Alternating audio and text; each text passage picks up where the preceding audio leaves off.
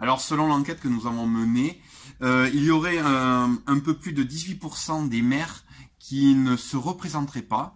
Donc, sur 319, ça fait un peu plus d'une cinquantaine, ce qui est assez conséquent, ce qui promet un renouvellement. Les raisons pour lesquelles ils ne se représentent pas, c'est souvent parce que ils atteignent en quelque sorte la limite d'âge, parce que les gens sont fatigués, parce qu'ils ont mené plusieurs mandats. C'est plus par ça que par lassitude. On note par ailleurs qu'il y a environ 40% de maires qui ne se prononcent pas. C'est souvent par choix tactique.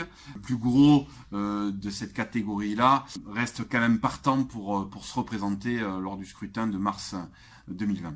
Alors déjà, on peut effectivement déplorer le retrait de nombreuses personnalités politiques du département. On pense à Alain Merli, le maire de Pressas, qui a été député de la 3e circonscription. On pense à Christian Desalos, maire de Boé, vice-président encore du conseil départemental.